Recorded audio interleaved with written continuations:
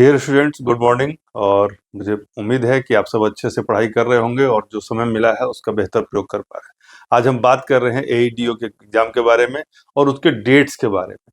बहुत सारे बच्चों की इंक्वायरी आ रही थी कि सर एग्जाम रद्द तो हो गया, पोस्टपोन हो गया, लेकिन अगली तिथि के बारे में कोई सूचना नहीं है, कुछ पता नहीं चल पा रहा है।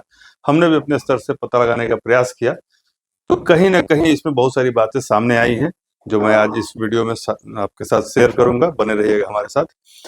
तो एईडीओ की परीक्षा किन कारणों से स्थगित की गई, फिलहाल इसको रोका गया, इसमें जब मैंने पड़ताल किया, हमारी टीम ने पता लगाया, तो मालूम चला कि बहुत सारे इसमें कारण थे, लेकिन सबसे जो फौरी तौर पे कारण था वो प्रशासनिक समस्या थी।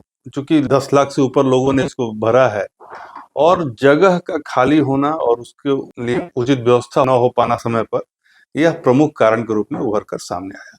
क्योंकि जहां जहां सेंटर मांगे गए और जहां जहां रहा, इन चीजों में कहीं ना कहीं कोई दिक्कत आई है।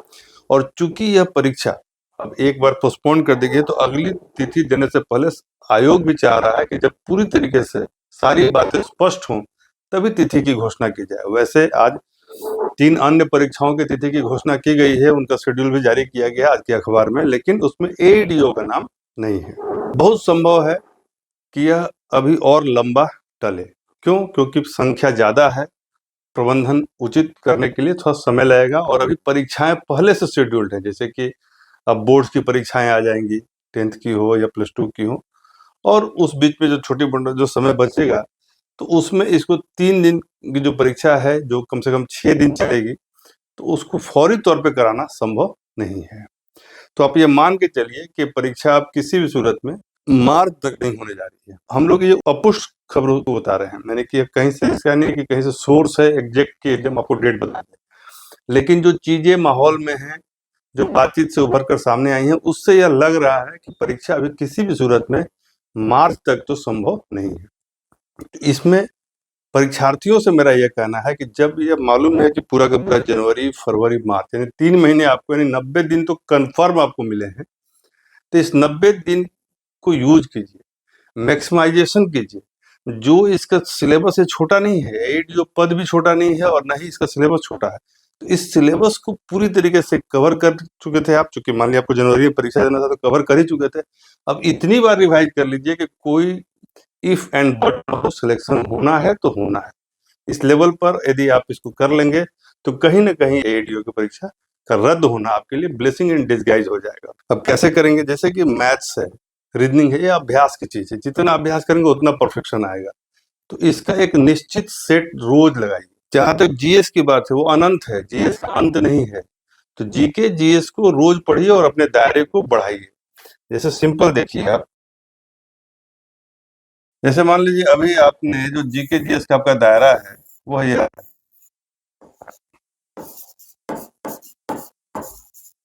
ठीक है। तो इस दायरे को आप बड़ा कर सकते हैं, थोड़ा समय मिला तो। इसको आपने परफेक्शन पे कर लिया, इसको परफेक्शन पे कर लिया, फिर इसको आप बढ़ा रहे हैं। जब इतने को आपने रिवाइज कर लिया, तो इस दायरे को फिर बढ़ाइए। इसमें आप दायरा बढ़ा सकते हैं, ये जीके जीएस का दायरा है, समय मिलेगा बढ़ाइए। लेकिन जो मैथ्स की बात है या फिर रीजनिंग की बात है, तो इन सब को आप बार बार प्रैक्टिस कीजिए। इसमें प्रैक्टिस से क्या आता है? परफेक्शन। तो इसको प्रैक्टिस से परफेक्शन की तरफ ले जाएगी। दो चीजें जो और इसमें मान के चलिए कि वो क्वालिफाइंग नेचर का है, लेकिन फिर भी बहुत महत्वपूर्ण है, वो है हिंदी और इंग्लिश, ठीक है। तो ये हिंदी इंग्लिश है, इन दोनों को भी आपको एक छोटा दायरा में आप पढ़ रहे थे कि इतना से काम हो जाएगा, हिंदी को भी और उतना से इंग्लिश को भी, इस दायरे को भी आप बड़ा कीजिए। सो दैट कि यहाँ ठीक है आपको 30% ही नाम है, लेकिन 30% भी कम नहीं होता है। फेल करने के लिए इसी से कम नंबर आता तो फेल करता है। तो हो सकता है कि यह भी, तो आपको भगवान ने अवसर दिया है, जो अपने फॉर्म भरा है, तो 2-3 महीने का कोई फर्क नहीं पड़ता है। और मान के चलिए कि 2-3 महीने बाद भी यदि आप इसी तरीके से समय को वेट करेंगे, तो ये समय हाथ से बालू की तरह निकल जाएगा और फिर पछताने के अलावा कुछ नहीं बचेगा। इसलिए एईडीओ जो लोग तैयारी कर रहे हैं, एक बार फिर से मेरी बात मैं रिपीट कर रहा हूँ, आपको मैथ्स रीजनिंग की प्रैक्टिस करनी है। जीके जीएस का दायरे बढ़ाना है रिवाइज करते हुए, हिंदी इंग्लिश को थोड़ा सा और डिटेल से पढ़ना है। एक बात और बहुत महत्वपूर्ण है, वह है समसामयिकी, करंट।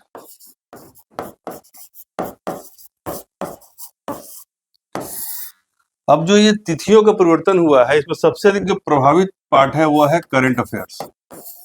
क्यों? क्योंकि परीक्षा के प्रश्न पत्र अभी तक बने नहीं होंगे, यदि बने भी होंगे तो वो फिर से बनेंगे करंट अफेयर्स के हिसाब से।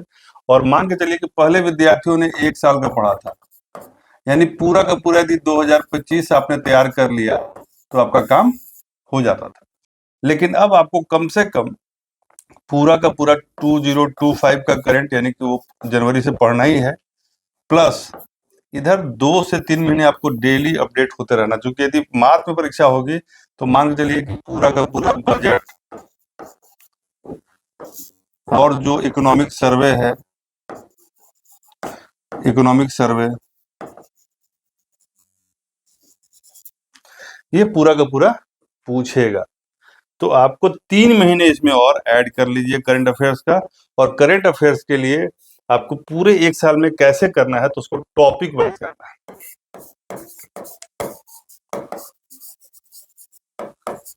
यदि आप टॉपिक वाइज पूरा करंट रिवाइज करना चाहते हैं तो हमारे साथ आप जुड़ के भी कर सकते हैं, क्योंकि हम करंट अफेयर्स का टॉपिक वाइज आपके लिए लेकर आ रहे हैं और आप उसमें चाहे तो हमारे साथ जुड़ सकते हैं। जैसे यदि मान लीजिए आपदा एक टॉपिक है, तो हम आपदा को जब उठाएंगे तो 2025 से उठाएंगे आपदा, और अभी तक जितने भी आपदाएं हुए, चाहे वो प्राकृतिक हो, चाहे मैन मेड हो, या किसी भी तरह का डिजास्टर हो, उस डिजास्टर को कवर करेंगे, ताकि एक बार डिजास्टर का आपके पास क्रम बन जाए, टाइमलाइन बन जाए और इम्पैक्ट का नेचर बन जाए।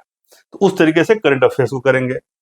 हिंदी इंग्लिश सबकी हमारी अलग अलग क्लासेज हैं, आप चाहें तो उसके साथ जुड़ सकते हैं। और हम रिवीजन का ये जो पूरा का पूरा 2-3 महीना है, इसमें एईडीओ के जिसने पहले से तैयारी कर रखी है उसका रिवीजन हो जाएगा, और जिसने भी सोचा नहीं था कि हम बढ़िया तैयारी कर पाएंगे, यदि उनको नया अवसर मिला है, तो आप हमारे साथ शुरू से भी जुड़ के कर सकते हैं।